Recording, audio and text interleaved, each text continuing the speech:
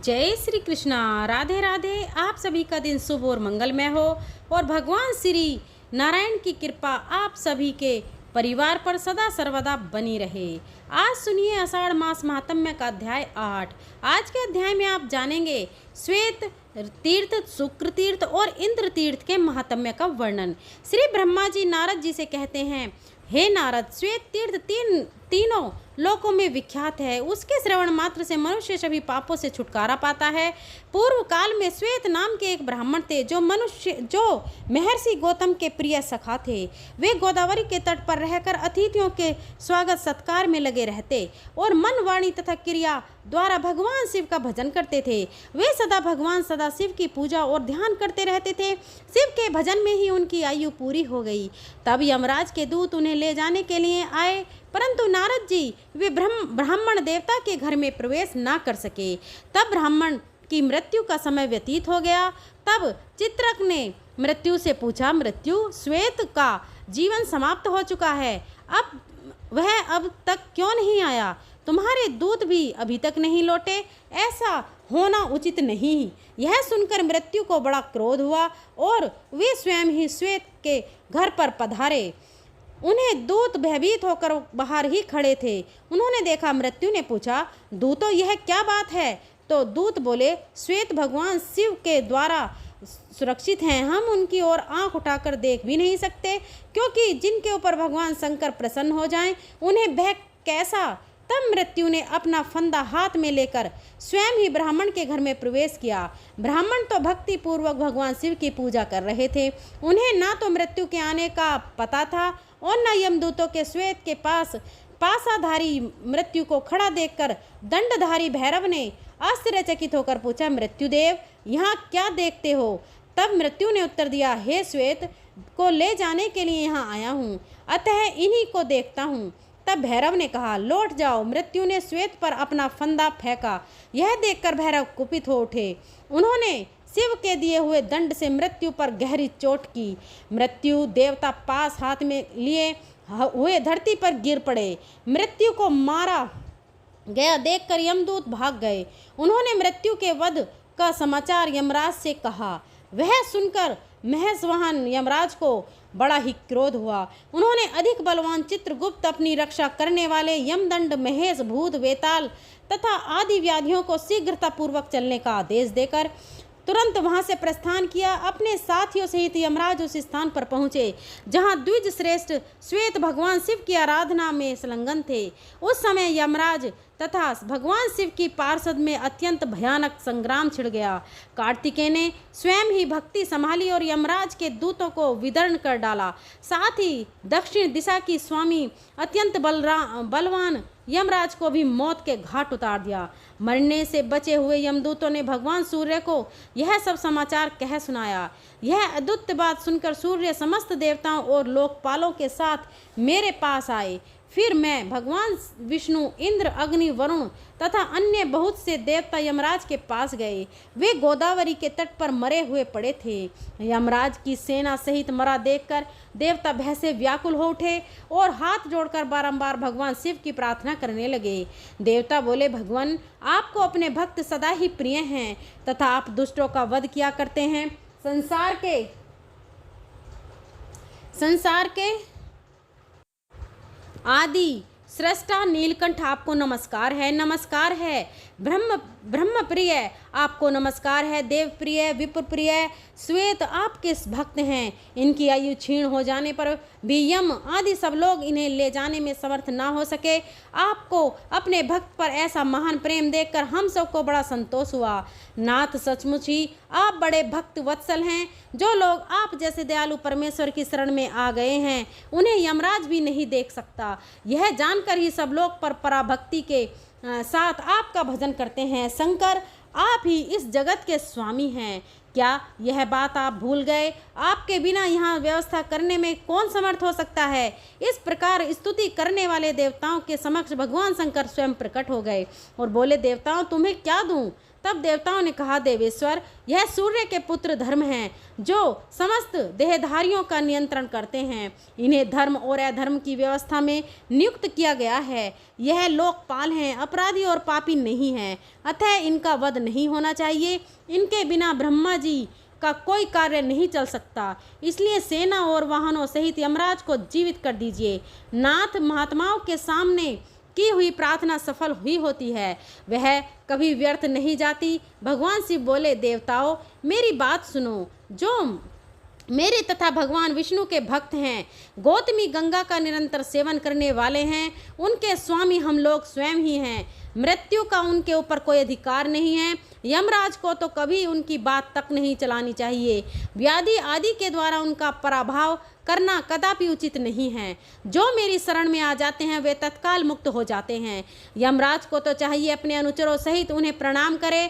बहुत अच्छा कहकर देवताओं ने भगवान शिव की बात का अनुमोदन किया।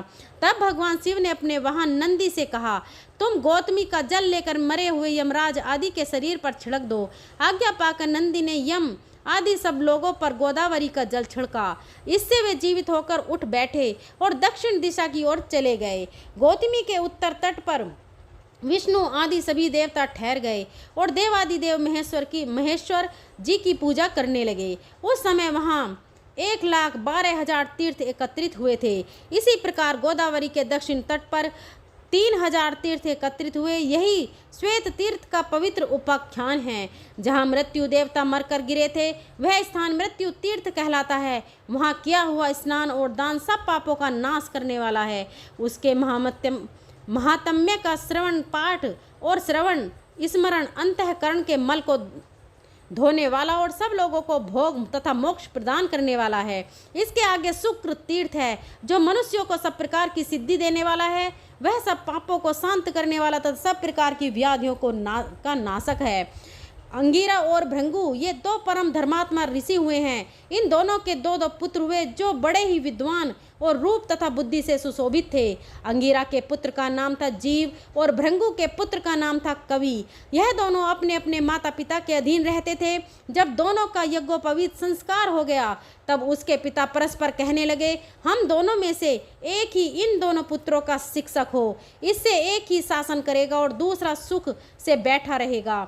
यह सुनकर अंगिरा ने कहा, मैं कवि को भी अपने पुत्र के समान ही पढ़ाऊंगा, वह सुखपूर्वक मेरे यहाँ रहे। अंगिरा की बात सुनकर भृंगु ने कहा, ठीक है, और उन्होंने अपने पुत्र शुक्र को अंगिरा की सेवा में सौंप दिया। परंतु अंगिरा उन दोनों बालकों में विषम बुद्धि रखते थे, इसलिए दोनों को अलग अलग पढ़ाते थे। बहुत दिनों तक इसी प्रकार चलता रहा। तब एक दिन शुक्र ने कहा, गुरुदेव, आप मुझे प्रतिदिन विषम भाव से पढ़ाते हैं। गुरुओं के लिए यह उचित नहीं कि वे पुत्र और शिष्य में भेदभाव समझें। जो लोग विषम बुद्धि रखते हैं उनके पाप की कोई गणना नहीं है। आचार्य, अब मैंने आपको अच्छी तरह समझ लिया। आपको बारंबार नमस्कार करता हूँ। अब दूसरे किसी गुरु के यहाँ जाऊँगा, मुझे जाने की आज्ञा दीजिए। इस प्रकार गुरु और बृहस्पति से पूछकर उनकी आज्ञा लेकर शुक्र चले गए। उन्होंने सोचा, अपूर्ण विद्या प्राप्त करके ही पिता के पास चलूँ, किंतु किससे पूछूं? कौन सबसे श्रेष्ठ गुरु हो सकता है? इन्हीं सब बातों का विचार करते हुए शुक्र ने महाप्रज्ञ गौतम के पास जाकर पूछा, मुनि श्रेष्ठ, बताइए कौन मेरा गुरु हो सकता है जो तीनों लोकों का गुरु हो? उसी के पास मैं जाऊंगा। गौतम ने कहा, जगत गुरु भगवान शंकर ही गुरु होने योग्य हैं। शुक्र ने पूछा, मैं कहाँ रहकर शंकर जी की आराधना करूं? गौतम बोले, गौतमी, गंगा में स्नान करके पवित्र हो। स्तोत्रों द्वारा भगवान शंकर को संतुष्ट करो। संतुष्ट होने पर वे जगदीश्वर तुम्हें विद्या प्रदान करेंगे।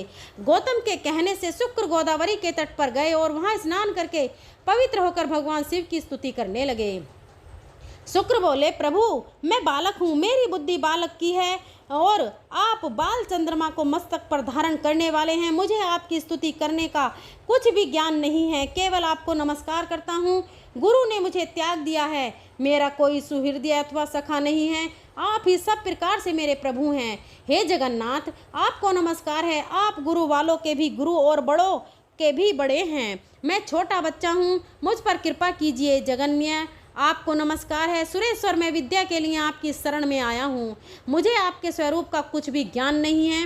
आप स्वयं ही कृपा करके मेरी ओर देखें। लोक साक्षी शिव, आपको नमस्कार है। शुक्र के इस प्रकार स्तुति करने पर भगवान शंकर प्रसन्न होकर बोले, वत्स, तुम्हारा कल्याण हो। तुम इच्छानुसार वर मांगो, भले ही वह देवताओं के लिए भी दुर्लभ क्यों न हो। उदार बुद्धि कवि ने भी हाथ जोड़कर कहा, नाथ, ब्रह्मा आदि देवताओं तथा ऋषियों को भी जो विद्या नहीं प्राप्त हुई हो, उसके लिए ये याचना करता हूँ। आप ही मेरे गुरु और देवता हैं। तब ब्रह्मा जी कहते हैं, शुक्र ने जब इस प्रकार प्रार्थना की तब देव श्रेष्ठ भगवान शिव ने उन्हें मृत संजीवनी विद्या प्रदान की, जिसका ज्ञान देवताओं को भी नहीं था। साथ ही उन्होंने लौकिक वेद की तथा अन्य विद्याएं भी दी। जब साक्षात भगवान शंकर ही प्रसन्न हो गए थे, तब क्या बाकी रह जाता। वह महाविद्या पाकर शुक्र अपने पिता और गुरु के पास गए। अपनी विद्या से पूजित होकर वे देवताओं के गुरु हुए, दैत्यों के गुरु हुए। इसी समय कुछ कारणवश बृहस्पति के पुत्र कच्छ ने शुक्राचार्य से मृत संजीवनी विद्या प्राप्त की। कच्छ से बृहस्पति और बृहस्पति से अलग अलग देवताओं ने उस विद्या को ग्रहण किया। गौतमी के उत्तर तट पर जहाँ भगवान महेश्वर की आराधना करके शुक्र ने विद्या पाई थी, वह स्थान शुक्र तीर्थ कहलाता है। मृत्यु संजीवनी तीर्थ भी इसका नाम है। वह आयु और आरोग्य की वृद्धि करने वाला है। वहाँ स्नान, दान आदि जो कुछ भी शुभ कर्म किया जाता है, वह अक्षय पुण्य देने वाला होता है। शुक्र तीर्थ के बाद इंद्र तीर्थ है। वह ब्रह्मा हत्या का विनाश करने वाला है। उसके स्मरण मात्र से पाप राशि तथा कलेश समुदाय का नाश हो जाता है। नारद पूर्व काल की बात है, जब इंद्र ने वृत्रासुर का वध किया, तब ब्रह्म हत्या उनके पीछे लग गई। उसे देखकर इंद्र को बड़ा भय हुआ। वे इधर उधर भागने लगे, किंतु जहाँ जहाँ वे जाते ब्रह्मा हत्या उनका पीछा नहीं छोड़ती थी। तब वे एक बहुत बड़े सरोवर में प्रवेश करके कमल की नाल में छिप गए और उसमें तंतु की भांति होकर रहने लगे। ब्रह्म हत्या भी उस सरोवर के तट पर 1000 दिव्य वर्षों तक बैठी रही। इस बीच में सभी देवता बिना इंद्र के हो गए थे। उन्होंने आपस में सलाह की किस प्रकार इंद्र प्रकट हों। उस समय मैंने देवताओं से कहा, ब्रह्म हत्या के लिए दूसरा स्थान दे दिया गया जाए और इंद्र को शुद्ध करने के लिए गोदावरी नदी में नहलाया जाए। उसमें स्नान करने से इंद्र पुनः शुद्ध हो जाएंगे। इंद्र का प्रथम अभिषेक नर्मदा तट पर हुआ। वहाँ उनके मल का शोधन करने के कारण उस देश का नाम मालव पड़ा। उसके बाद वे गौतमी नदी के तट पर लाए गए। वहाँ पुण्य नदी के जल में गौतमी का जल लाकर उसी से समस्त देवता ऋषि में विष्णु, वशिष्ठ, गौतम, अगस्त्य, अत्रि, कश्यप, अन्य ऋषि, यक्ष तथा पन्नगों ने इंद्र का अभिषेक किया। इसके बाद मैंने उन्हें अपने कमंडल के जल से भी अभिषेक किया। इस प्रकार वहाँ पुण्य और सिक्ता 2 नदियाँ हो गईं और वे दोनों गौतमी गंगा में आकर मिली। उन दोनों के संगम मुनियों द्वारा सेवित विख्यात तीर्थ बन गए। तब से उस तीर्थ को पुण्य संगम कहते हैं। सिक्ता संगम का ही नाम इंद्र तीर्थ हो गया। वहाँ 7000 मंगलमय तीर्थ निवास करने लगे। उन तीर्थों में तथा विशेषतः संगम के जल में जो स्नान दान किया जाता है, वह सब अक्षय जानना चाहिए। इसमें अन्यथा विचार करने की आवश्यकता नहीं है। जो इस पवित्र उपाख्यान को पढ़ता अथवा सुनता है, वह मन, वाणी, शरीर और क्रिया द्वारा होने वाले समस्त पापों से मुक्त हो जाता है। जय श्री कृष्णा। आज का अध्याय यहीं समाप्त हुआ। इसके अगले अध्याय में आप जानेंगे अन्य तीर्थों के महात्म्य का वर्णन। प्रिय भक्तजनों, आज आप सुनते हैं कर्माबाई की कथा। राजस्थान के नागौर जिले में जीवन राम डूंडेड़ नाम के एक किसान के घर एक बेटी का जन्म हुआ। किसान की खुशी का ठिकाना नहीं रहा। जब उसे पता लगा कि उसे एक बेटी का जन्म हुआ है, तो किसान ने अपनी पत्नी से कहा कि मैं बड़े ही कर्मों वाला हूँ, भाग्य वाला हूँ कि मेरे घर में बेटी ने जन्म लिया है। मैं अपनी बेटी का नाम कर्माबाई रखूँगा। जीवन राम भगवान कृष्ण का परम भक्त था। उनके घर में भगवान कृष्ण का एक छोटा सा मंदिर भी था। जीवन राम भगवान को भोग लगाने के बाद ही अन्न जल ग्रहण करता था। यह उसका नित्य का नियम था। इस तरह उनका समय खुशी खुशी बीत रहा था। जब कर्माबाई 8 वर्ष की हुई तब उनकी माँ का एक अज्ञात बीमारी की वजह से देवलोक गमन हो गया। अब कर्माबाई को पालने पोसने की जिम्मेदारी पिता के ऊपर आ गई। परिवार के लोगों ने आस पड़ोस वालों ने, सगे संबंधियों ने कर्माबाई के पिता पर दूसरा विवाह करने के लिए जोर जबरदस्ती की, लेकिन जीवन राम डूडी ने इनकार कर दिया कि मैं अपनी बेटी को खुद पालूंगा और पोसूंगा। उसके लिए मैं दूसरा विवाह नहीं करूंगा। मेरे और मेरी बेटी के ऊपर तो भगवान जगन्नाथ जी का हाथ है। इस तरह कर्माबाई के पिता ही अपनी बेटी का पालन पोषण करने लगे। जब कर्माबाई बड़ी हुई तो उसने अपने पिता को भगवान श्री कृष्ण की पूजा पाठ और स्तुति करते हुए देखा। प्रिय भक्तजनों, तब कर्माबाई अपने पिता से बोली, हे पिताजी, आप प्रतिदिन भगवान श्री कृष्ण को भोजन खिलाने के बाद ही अन्न और जल ग्रहण करते हो। तो पिता ने कहा कि हाँ बेटी, जब भगवान भोजन कर लेते हैं तो उसके बाद ही मैं अन्न जल ग्रहण करता हूँ। तब एक दिन की बात है, जीवन राम कुछ दिनों के लिए तीर्थ यात्रा पर जा रहे थे। उन्होंने अपनी बेटी से कहा कि हे पुत्री, मेरे पीछे से भगवान कृष्ण की पूजा पाठ पूरे विधि विधान से तुम्हें ही करनी होगी और हर दिन सुबह शाम भोजन बनाकर भगवान कृष्ण को भोग लगाने के बाद ही तुम भी अन्न जल ग्रहण करना। उसके बाद पिता ने अपनी बेटी को भगवान की पूजन की और भोग लगाने की सारी विधि समझा दी। तब कर्माबाई अपने पिता से बोली कि हे पिताजी, आप निश्चिंत होकर तीर्थ यात्रा पर जाइए, मैं पूरे विधि विधान से ही भगवान की पूजा करूंगी और उन्हें भोग लगाने के बाद ही मैं स्वयं अन्न जल का ग्रहण करूंगी। तब उसके पिता अपनी बेटी को समझा बुझाकर घर की जिम्मेदारी सौंपकर तीर्थ यात्रा पर चले गए। अब दूसरे दिन कर्माबाई उठी, स्नान किया और भगवान की पूजा की। देसी घी और गुड़ डाल के बाजरे की खिचड़ी बनाई और एक कटोरे में खिचड़ी और एक कटोरे में शीतल जल भरकर भगवान के मंदिर में रख दिया और कहने लगी, हे प्रभु, आप खिचड़ी खाकर पानी पी लीजिए, तब तक मैं गाय भैंसों का और घर का कामकाज करके आती हूँ। थोड़ी देर में बाद जब कर्माबाई घर का और गाय भैंसों का कामकाज करके मंदिर देखने आई तो कटोरी में खिचड़ी जस की तस रखी थी। कर्माबाई ने सोचा कि शायद भगवान को गुड़ और घी मैंने कम डाला है, इसलिए उन्होंने खिचड़ी नहीं खाई। तब कर्माबाई ने घी और गुड़ खिचड़ी में और डाल दिया और फिर वह भगवान से बोली कि हे प्रभु, देखिए मैंने घी और गुड़ और खिचड़ी में डाल दिया है, अब आप खिचड़ी खा लीजिए, तब तक मैं गाय भैंस का दूध दही गांव के हाट में बेच कर आती हूँ। थोड़ी देर बाद कर्माबाई दूध दही बेच कर आ गई और आते ही उसने घर के मंदिर में देखा तो खिचड़ी अभी भी वैसी की वैसी रखी हुई थी। तब कर्माबाई ने सोचा कि शायद मेरी पूजा पाठ में कोई कमी रह गई होगी, इसलिए प्रभु ने खिचड़ी नहीं खाई। शायद मैंने मंदिर का पर्दा नहीं लगाया, इसलिए प्रभु ने खिचड़ी नहीं खाई। तो उसने पर्दा लगा दिया और बहुत देर तक आंखें बंद करके प्रभु की स्तुति करने लगी। फिर उसने पर्दा हटाकर देखा तो खिचड़ी अभी भी जो कि त्यों ही रखी हुई थी। उसने हाथ जोड़कर प्रभु से कहा, हे प्रभु, मेरे पिताजी ने मुझे यह जिम्मेदारी सौंपी है कि प्रभु का भोग लगाने के बाद ही भोजन करो। जब तक आप भोजन नहीं करेंगे मैं भी भोजन नहीं खाऊंगी। फिर मेरे पिताजी तो तीर्थ यात्रा पर गए हैं, कुछ दिनों के बाद ही घर लौटेंगे, तब तक आपको मेरे हाथ का बना ही भोजन खाना पड़ेगा। मुझे तो केवल खिचड़ी ही बनानी आती है क्योंकि यह जल्दी से बन जाती है, इसलिए हे प्रभु, आप खिचड़ी खा लीजिए। जब तक आप खिचड़ी नहीं खाएंगे मैं भी अन्न जल ग्रहण नहीं करूंगी। और वह वहीं बैठ गई। सुबह से दोपहर हो गई। बैकुंठ में बैठे भगवान कृष्ण मंद मंद मुस्कुराने लगे और मन ही मन सोचने लगे कि यह कर्माबाई तो बड़ी ही भोली और दयालु है, मेरी वजह से यह भी भूखी और प्यासी बैठी है।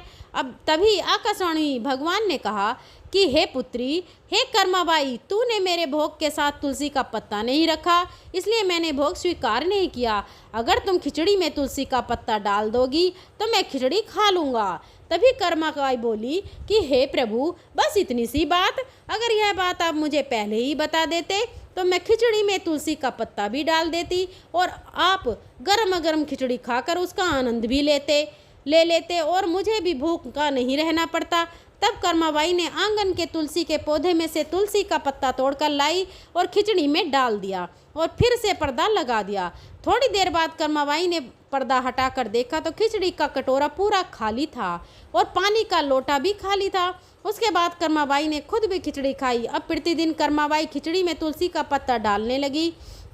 एक रात्रि को कर्माबाई ने सोचा कि भगवान को सुबह जल्दी भूख लगती होगी, कल से मैं घर का कामकाज और स्नान आदि बाद में क्या करूंगी। पहले उठते ही चूल्हा जला के भगवान के भोग के लिए खिचड़ी बना दिया करूंगी। अब कर्माबाई सुबह जल्दी उठकर बिना नहाए धोए ही चूल्हा जला के भगवान को भोग बनाने लगी। खिचड़ी को थाली में डालकर तुलसी पत्ता रखकर एक लोटा जल भरकर भगवान के मंदिर में रख देती और पर्दा लगा देती।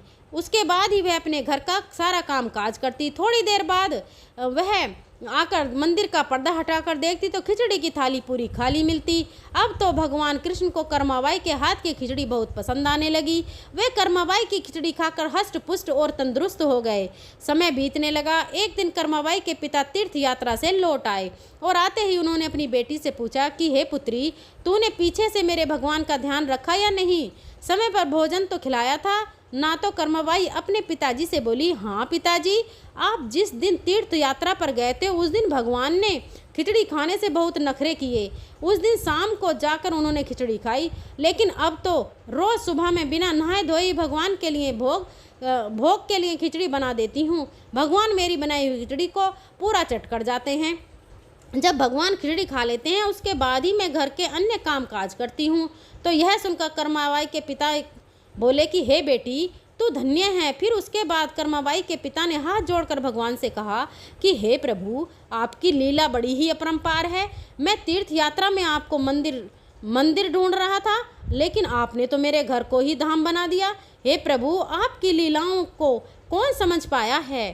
प्रिय भक्तजनों, फिर पिता ने कहा कि हे पुत्री, अब मैं तुम्हें ही भगवान की सेवा पूजा करनी है और भोग लगाना है, क्योंकि हे पुत्री, भगवान को तुम्हारा बनाया हुआ भोग पसंद आ रहा है। इस तरह कर्माबाई ही अपने भगवान की सेवा करने लगी और भोग बनाकर खिलाने लगी। कुछ वर्षों के बाद एक दिन कर्माबाई के पिता का स्वर्गलोक गमन हो गया। कर्माबाई को अपने पिता के बिना घर में मन नहीं लगा। तब एक दिन वह भगवान कृष्ण की मूर्ति सीने से लगाकर तीर्थ यात्रा पर निकल पड़ी। सभी मंदिरों के दर्शन करते करते एक दिन वह उड़ीसा के भगवान जगन्नाथ धाम में पहुंच गई। वह जगन्नाथ धाम में भगवान श्री कृष्ण, बलभद्र, देवी सुभद्रा जी के दर्शन करने गई। तब वहीं उसने निश्चय किया कि मैं अब अपने जीवन के अंतिम दिनों में यही उड़ीसा में रहूंगी। अब कर्माबाई यूं ही झोपड़ी बनाकर रहने लगी और अपने साथ लाए हुए भगवान कृष्ण की मूर्ति को झोपड़ी में एक पाटे पर बिठा दिया। अब प्रतिदिन सुबह जल्दी उठकर बिना नहाए धोए खिचड़ी बनाकर भगवान को भोग लगाने लगी और भगवान भी स्वाद लेकर बड़े चाव से उसकी खिचड़ी खाने लगे। एक दिन कर्माबाई की झोपड़ी पर एक 8 साल का बालक आया। उसने कहा, हे माँ, बहुत भूख लगी है, क्या खाने को कुछ मिलेगा? तब कर्माबाई बोली कि हाँ बेटा, मैंने भगवान कृष्ण के भोग के लिए खिचड़ी बनाई है, मैंने उन्हें भोग लगा लिया है, तो आओ तुम्हें भी खिचड़ी खा लो। प्रिय भक्तजनों, वह बालक और कोई नहीं बल्कि स्वयं भगवान जगन्नाथ ही थे। वे कर्माबाई की खिचड़ी खाने के लिए बालक रूप धारण करके उसकी झोपड़ी पर आए थे। खिचड़ी खाकर बालक बोला कि माँ, तुम्हारे हाथ की खिचड़ी तो बहुत ही स्वादिष्ट है, क्या मैं रोज़ यहाँ खिचड़ी खाने आ सकता हूँ? तब कर्माबाई बोली कि हाँ बेटा, तुम रोज़ खिचड़ी खाने आ सकते हो। अब भगवान जगन्नाथ जी बालक का रूप धारण करके कर्माबाई के हाथ की खिचड़ी खाने आने लगे। तब एक दिन एक साधु ने देख लिया कि कर्माबाई बिना नहाए धोए ही भगवान को खिचड़ी बनाकर भोग लगाती है। तब साधु ने कर्माबाई को धर्म का उपदेश देते हुए कहा कि कर्माबाई, तुम बिना स्नान किए ही खिचड़ी बनाकर भगवान को भोग लगाती हो, तुम्हें ऐसा नहीं करना चाहिए, इसका तुम्हें पाप लगेगा। पहले स्नान आदि से निवृत्त होने के बाद भगवान के लिए खिचड़ी बनाया करो, उसके बाद भगवान की पूजा पाठ करके खिचड़ी का भोग लगाया करो। तब साधु ने कर्माबाई को भगवान की पूजन की और भोग की सारी विधि बताई। अब कर्माबाई ने साधु से कहा कि हे साधु महाराज, अब आगे से मैं ऐसा ही करूँगी। दूसरे दिन कर्माबाई सुबह उठी, घर आंगन की साफ सफाई की, स्नान किया, चूल्हा जलाकर खिचड़ी बनाई, फिर भगवान की पूजा पाठ की, घी का दीपक जलाया, आरती और अगरबत्ती की।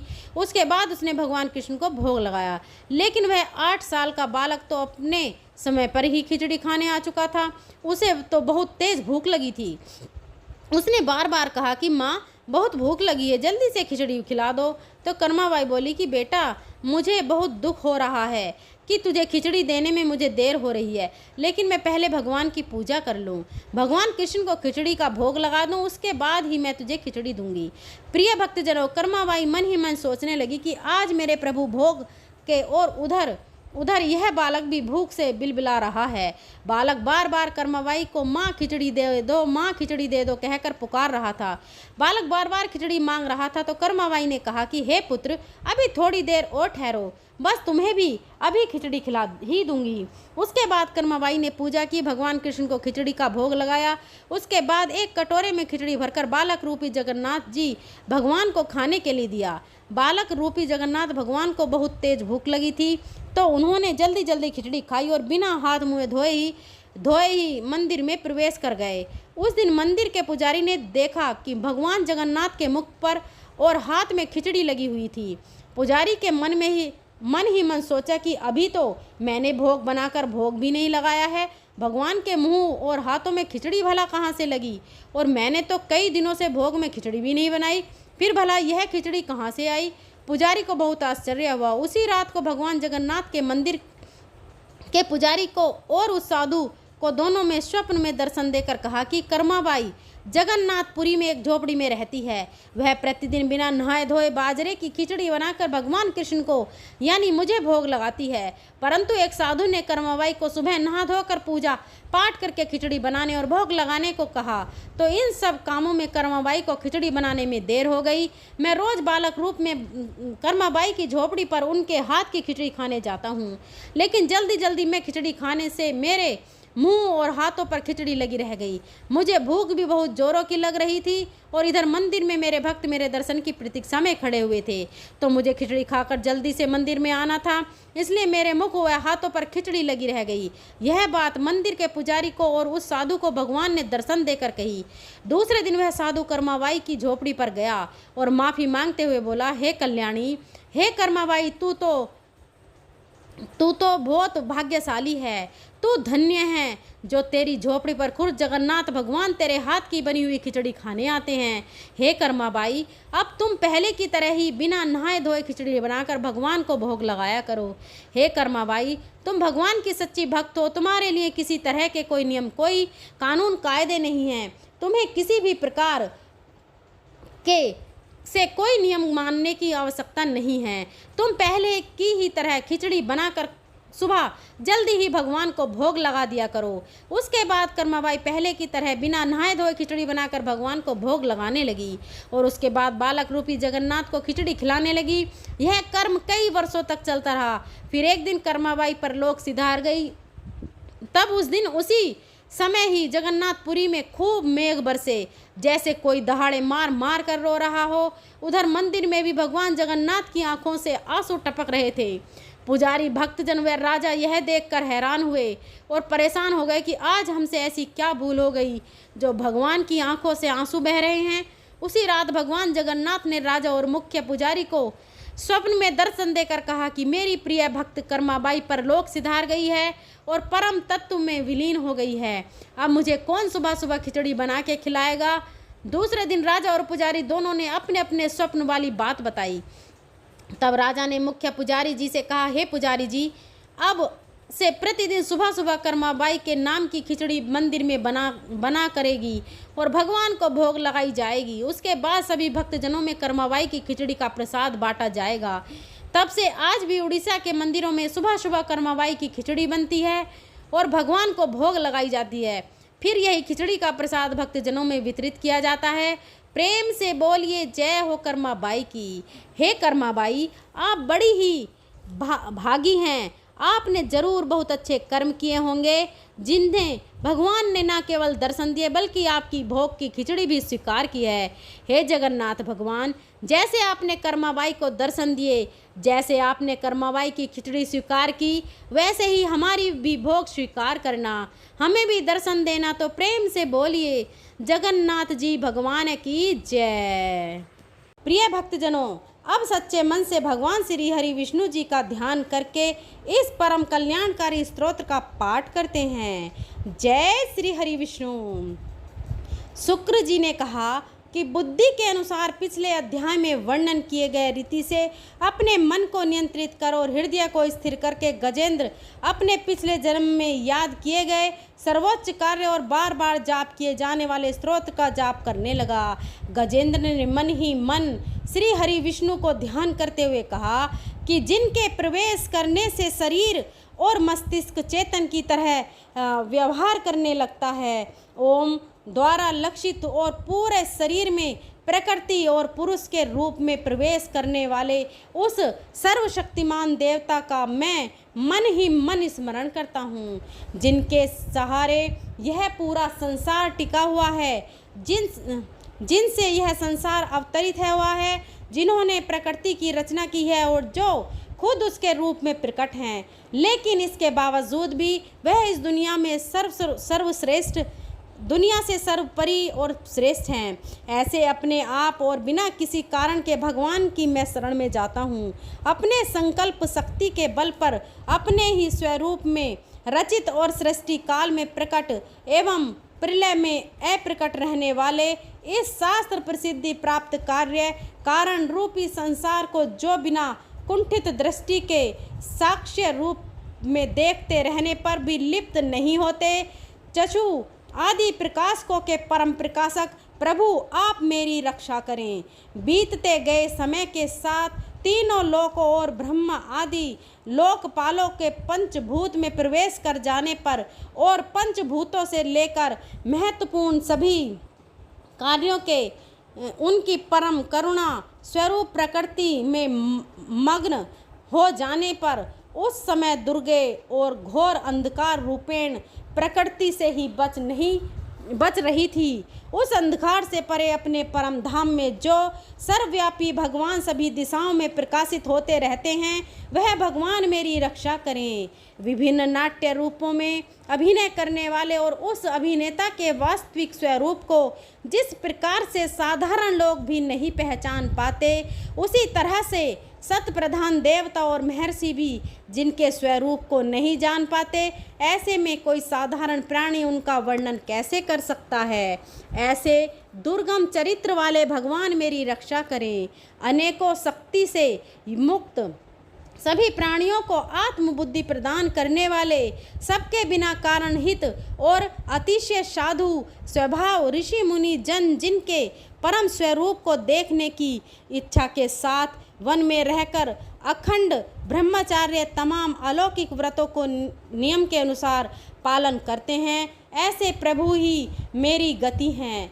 वह जिनका हमारी तरह ना तो जन्म होता है और ना जिनका अहंकार में कोई भी काम नहीं होता, जिनके निर्गुण रूप का ना कोई नाम है और ना कोई रूप है, इसके बावजूद भी वह समय के साथ इस संसार की सृष्टि और प्रलय के लिए अपनी इच्छा से अपने जन्म को स्वीकार करते हैं। उस अनंत शक्ति वाले परम ब्रह्मा परमेश्वर को मेरा नमस्कार है।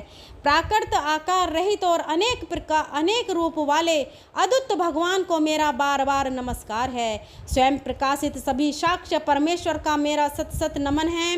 वैसे देव जो मनवाणी और चित्त वृत्तियों से परे हैं, उन्हें मेरा बारंबार नमस्कार है। विवेक से परिपूर्ण पुरुष के द्वारा सभी सत्व गुणों से परिपूर्ण निवृत्ति धर्म के आचरण से मिलने वाले योग्य मोक्ष सुख की अनुभूति रूपी भगवान को मेरा नमस्कार है। सभी गुणों के स्वीकार शांत रजोगुण को स्वीकार करके अत्यंत और तमोगुण को अपनाकर मूढ़ से जाने वाले बिना भेद के और हमेशा सद्भाव से ज्ञान धनी प्रभु को मेरा नमस्कार है। शरीर के इंद्रिय के समुदाय रूप सभी पिंडों के ज्ञाता सभी के स्वामी और साक्षी स्वरूप देव आपको मेरा नमस्कार है। सभी के अंतर्यामी प्रकृति के परम कारण लेकिन स्वयं बिना कारण भगवान को मेरा सत सत नमस्कार है। सभी इंद्रियों और सभी विषयों के जानकारी प्रतिनिधियों के कारण रूप संपूर्ण जड़ प्रपंच और सबकी मूलभूत अविद्या के द्वारा सूचित होने वाले और सभी विषयों में अविद्या रूप से भासने वाले भगवान को मेरा नमस्कार है। सबके कारण लेकिन स्वयं बिना कारण होने पर भी, बिना किसी परिणाम के होने की वजह से, अन्य कारणों से भी विलक्षण कारण आपको मेरा बार बार नमस्कार है। सभी वेदों और शास्त्रों के परम तात्पर्य मोक्ष रूपी और श्रेष्ठ पुरुषों की परम गति देवता को मेरा नमस्कार है। वह तो त्रिगुण रूपों में छिपी हुई ज्ञान रूपी अग्नि है। वैसे गुणों में हलचल होने पर जिनके मन मस्तिष्क में संसार को रचने की वृत्ति उत्पन्न हो उठती है और जो आत्मा तत्व की भावना के द्वारा विधि निषेध रूप शास्त्र से भी ऊपर उठे हों, जो महाज्ञानी महात्माओं में स्वयं प्रकाशित हो रहे हों, ऐसे भगवान को मेरा नमस्कार है। नमस्कार है मेरे जैसे शरणागत पशु के समान जीवों की अवधि रूप फांसी को पूर्ण रूप से काट देने वाले परम दयालु और दया दिखाने में कभी भी आलस्य नहीं करने वाले भगवान को मेरा नमस्कार है। अपने अंश से सभी जीवों के मन में अंतर्यामी रूप से प्रकट होने वाले सर्वनियंता अनंत परमात्मा आपको मेरा नमस्कार है। जो शरीर पुत्र मित्र घर और संपत्ति सहित कुटुंबियों में आसक्त लोगों के द्वारा कठिनाइयों से मिलते हों और मुक्त पुरुषों के द्वारा अपने हृदय में निरंतर चिंतित ज्ञान स्वरूप सर्वसमर्थ परमेश्वर को मेरा नमस्कार है। वह जिन्हें धर्म अभिलिषित भोग धन और मोक्ष की कामना से मनन करके लोग अपनी मनचाही इच्छा पूर्ण कर लेते हैं, अपितु जिन्हें विभिन्न प्रकार के अयाचित भोग और अविनाशी पार्षद शरीर भी देते हैं, वैसे अत्यंत दयालु प्रभु मुझे इस प्रकार के विपदा से हमेशा के लिए बाहर निकालें।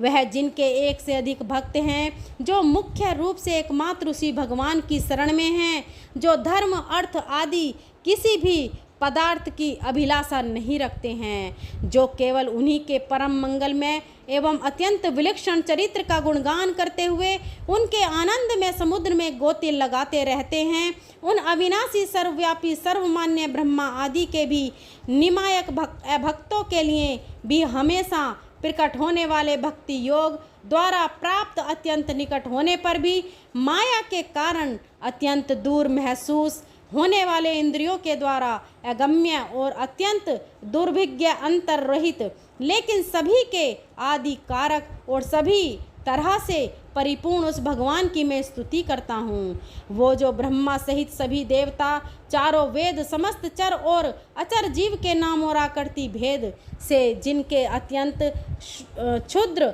अंशों से रचित हैं, जिस तरह से जलती हुई अग्नि की लपटें और सूरज की किरणें हर बार निकलती हैं फिर से अपने कारण में लीन हो जाती हैं, उसी प्रकार बुद्धि मस्तिष्क इंद्रियां और नाना योनियों के शरीर, जिन सभी गुणों से प्राप्त शरीर जो स्वयं प्रकाश परमात्मा से अवतरित होकर फिर से उन्हीं में लीन हो जाता है, वह भगवान जो ना तो देवता है, ना असुर, ना मनुष्य और ना ही मनुष्य से नीचे किसी अन्य योनि के प्राणी, ना ही वह स्त्री, ना ही पुरुष और ना ही नपुंसक और ना ही वह कोई ऐसे जीव हैं जिनका इन तीनों ही श्रेणी में समावेश है। वह ना तो गुण है और ना कर्म है, वह ना ही कार्य है और ना ही कारण।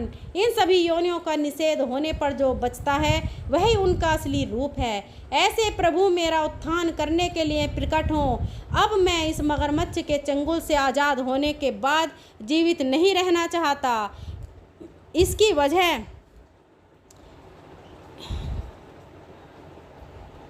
वजह यह है कि मैं सभी तरह से अज्ञानता से ढके हुए हाथी के शरीर का क्या करूं? मैं आत्मा के प्रकाश से ढक देने वाले अज्ञानता से युक्त इस हाथी के शरीर से मुक्त होना चाहता हूं, जिसका कालक्रम से अपने नाश नहीं होता बल्कि ईश्वर की दया और ज्ञान से उदय हो पाता है। इस प्रकार से मोक्ष के लिए लालायित संसार के रचयिता स्वयं संसार के रूप में प्रकट, लेकिन संसार से परे संसार में एक खिलौने की तरह खेलने वाले संसार में आत्म रूप से व्याप्त अजन्मा सर्वव्यापी एवं प्राप्त वस्तुओं में सर्वश्रेष्ठ श्री हरि का केवल स्मरण करता हूँ और उनकी शरण में जाता हूँ।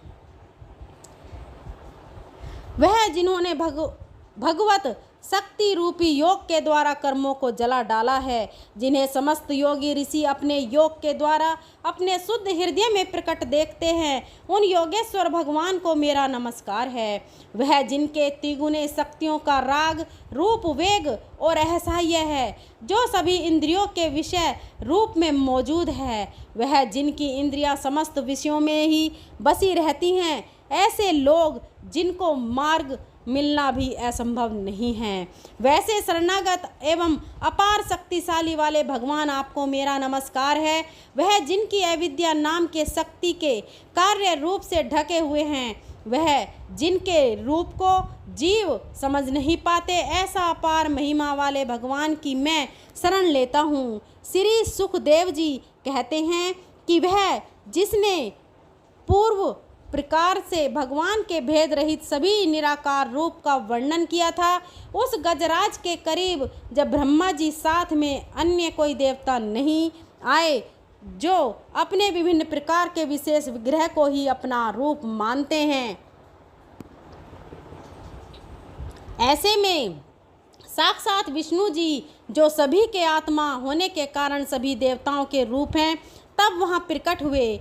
गजराज को इस प्रकार से दुखी देखकर और उसके पढ़े गए स्तुति को सुनकर चक्रधारी प्रभु इच्छा अनुसार वेग वाले गरुड़ की पीठ पर सवार होकर सभी देवों के साथ उस स्थान पर पहुँचे जहाँ वह गज था। सरोवर के अंदर महाबलशाली मगरमच्छ द्वारा जकड़े और दुखी उस हाथी ने आसमान में गरुड़ की पीठ पर बैठे और हाथ में चक्र लिए भगवान विष्णु को आते हुए जब देखा, तो वह अपनी सूंड में पहले से ही उनकी पूजा के लिए रखे कमल के फूल को श्री हरि पर बरसाते हुए कहने लगा, सर्वपूज्य भगवान श्री हरि आपको मेरा प्रणाम। सर्वपूज्य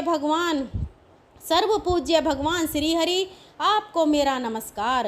लाचार हाथी को देखकर श्री हरि विष्णु गरुड़ से नीचे उतरकर सरोवर में उतर आए और बेहद दुखी होकर ग्रास सहित उस गज को तुरंत ही सरोवर से बाहर निकाल आए और देखते ही देखते अपने चक्र से मगरमच्छ के गर्दन को काट दिए और हाथी को उस पीड़ा से बाहर निकाल लिया।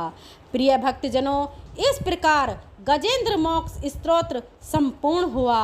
प्रेम से बोलिए श्री हरि विष्णु भगवान की जय। आइए अब सुनते हैं श्री विष्णु चालीसा।